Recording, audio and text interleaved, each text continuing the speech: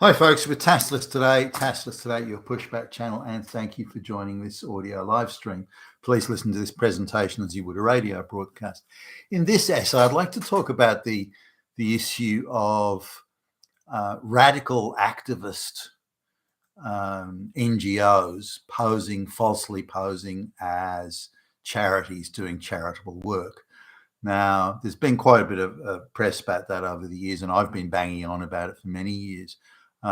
That the incoming Trump administration in the United States is really starting to shine a light on the extent of the NGO charity corruption, given the amount of them that have been involved in illegal people trafficking around the world, still are now. This is really coming to light now. The extent of it is getting some real media exposure, and not before time. There needs to be a lot more of it because the scam's been going on for years. The globalists effectively invented another tier of government, or government by proxy, I suppose, and it's the NGO sector. And the amount, I mean, just in a place like Britain, there are many thousands of NGOs that exist. And if you look at how many of them would survive on charitable donations, there'd be almost none. I think it would be none, actually. But they all get very generous handouts from the government. And remember, these charities, they don't pay tax, and they're held to a much lower standard of prudential standards and general accounting probity, the much lower standard than a for-profit organisation or a quango. So they're able to operate. And sometimes we'll create multiple organisations. So there'll be a charity group that'll take the donations in. They in turn will then donate to another group which does the political activism. But it's all part of an organised scam rather than just some random or organic development of say, social issues. Now, it first sort of came to my notice, I guess, years ago when there was a lady who came to work as a temp in this place I was at, and she was talking about her time as an aid worker in a refugee camp somewhere in Africa, and she was no genius, this girl, but she was a leftist radical activist. She'd done some sociology course at university, and she'd been radicalized at least through that. And she was talking about working in this, working for some international. It was like Amnesty International, one of the, I don't think it was that, but it's one of those type things. Now, these guys used to do very good charitable work, like the Salvation Army and all these groups. Some of them did good work and helped people and made a difference to people's lives, I think. And but they were co-opted, infiltrated, subverted, and corrupted by the globalist establishment, and to become again proxies for the globalist takeover of the Western world. So her job in this was in this refugee camp. She went two. I think she did one in Africa and then one in Serbia or somewhere around there during that time. But she was telling us about how political the NGO or the charity was. Now, she didn't see a problem with this, but I remember at the time I thought, well, hold on a minute, they're meant to be a charity doing good charitable work. What are they doing engaging in political activism? So she was talking about how her job, she was training, they went to sort of Marxist struggle session type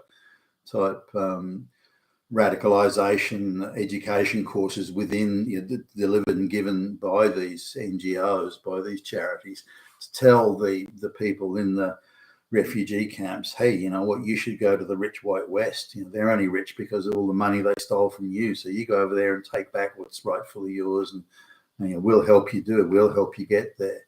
And this sort of thing, and various other, and how they would invent, they would find someone who'd just been brought in from the middle of nowhere, and had just been brought to the refugee camp, and they'd been starved for days, or they had tuberculosis, some sort of bad disease, and then they would stand them up and photograph them and try and make out that this was the sort of brutality that these people were experiencing. Well, it wasn't that at all.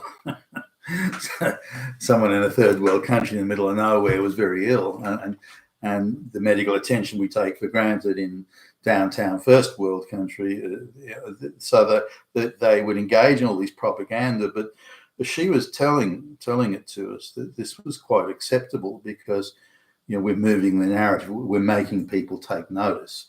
If we have to tell lies, if we have to misrepresent it, if we have to engage in all sorts of false information propaganda, that doesn't matter. That's okay, because we're bringing attention to the issue, which in her mind was real, but in fact it was just purely an ideological take. So she was just a simple little pawn, one of the useful fools for this. But that was what she did. She went, I think, to another refugee camp and the same sort of thing. But it made me realize at the time just how politicized the whole thing was. Now, I saw one example of it there. I remember not thinking too much about it, but rather I took note of it and then realized as time went on that in fact this was how things were. It was these NGOs were just internationally being choreographed by the globalist puppet masters, and they were inventing moral panics. And so that the government could then say, well, gee, look how bad things are. We better address that problem. Now, the problem doesn't exist or didn't exist or was outrageously magnified. Now, these NGOs operate in all sorts of areas. If you look at, well, where did the moral panic over girls getting raped on university campuses come from? I mean, it never even existed. It came from these activist NGOs. What about the moral panic that marriage was a institution designed to oppress women and so on? That came again from these NGOs and this charity sector. And the list goes on and on. Pandemics this and epidemics that and so on. These moral panics, and it's all part of the choreography. So the NGO, will say that it is pretending to be an independent voice of fact and reason. The globalist controlled media then reported in fevered, fevered hysterical tones. Politicians, again from globalist controlled Western governments or infiltrated public services in the West, it doesn't matter. And so we have to address this terrible problem. Look, it's terrible. So billions of dollars gets diverted around of taxpayer money, and it corrupts and perverts and subverts the entire system of good government, high standards of government, probity, prudential standards. All of it is compromised by this. Now, when you look at the money that these charities get, you're lucky if even 5%. I took down some numbers here. Let me just refer to them quickly.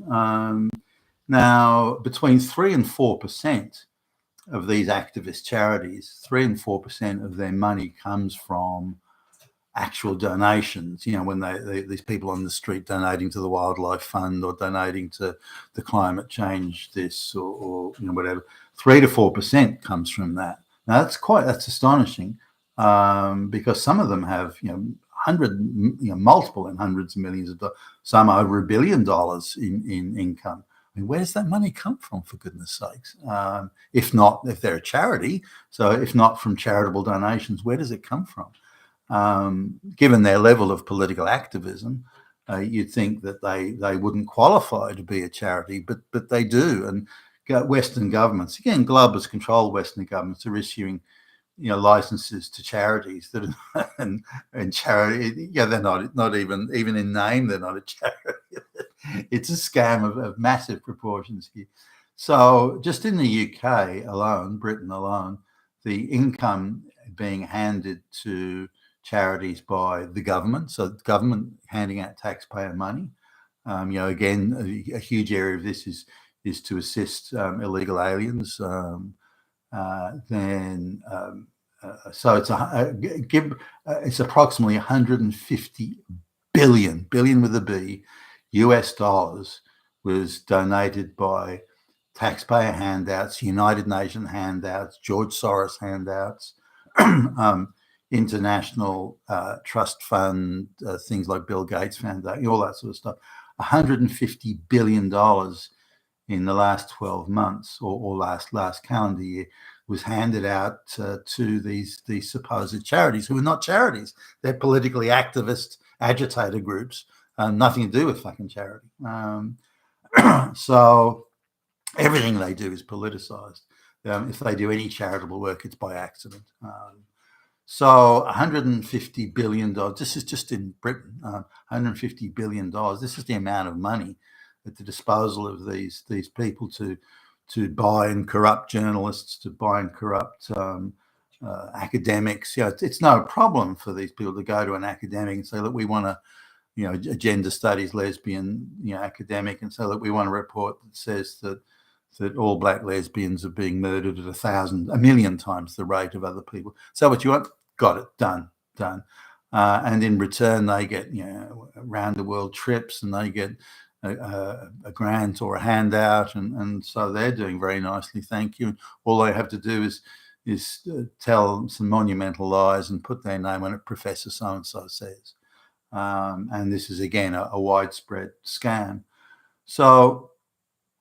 Now in the US, it's pushing $1 trillion. That's right, $1 trillion a year in handouts too, and a lot of that, a very substantial portion of that, actually is US taxpayer money by the Democrats by the last few years, being handed out as a gift to these politically active groups, who in turn are funding again the mass movement, illegal mass movement of people into the US that are funding.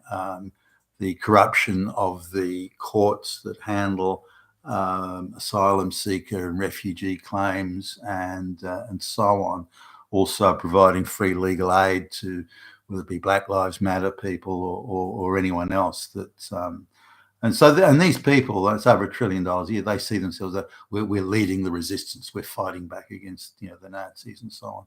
And so they George Soros gives gifts to them.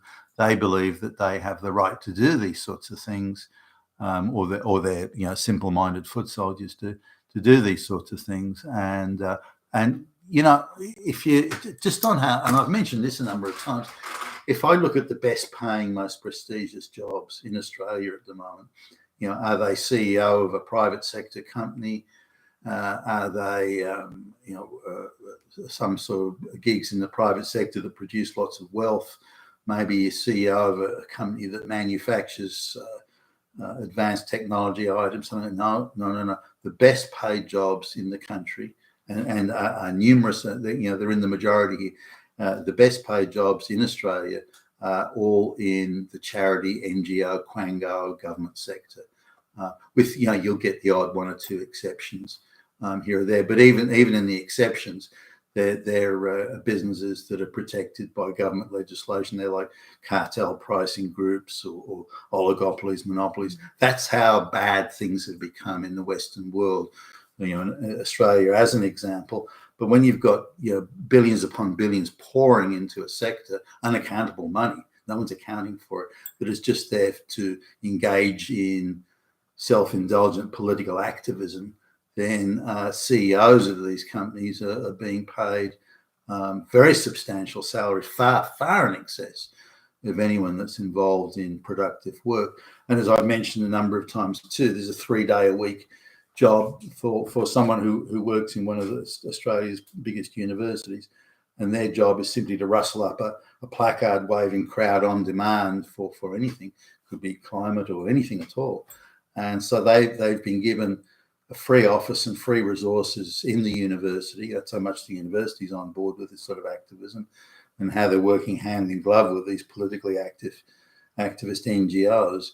And this job, 3 days a week, and it pays, packaged up, over $200,000 a year, including free parking and all sorts of, free access to the university systems and all that sort of stuff. So they're given active and aggressive levels of administrative support.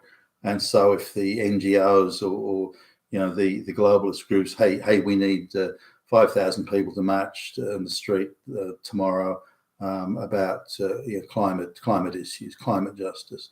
Bingo, got it, bang. And so it's a 3-day-week job, and paying this sort of money. That's the sort of money they're paying these parasites who are destroying Western civilization.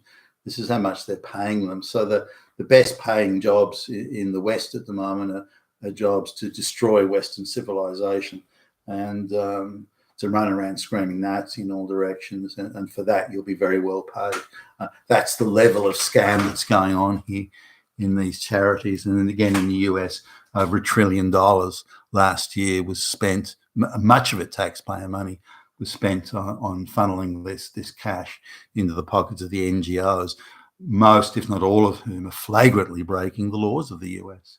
You've been with Tassus today, your Pushback channel. Thank you for listening.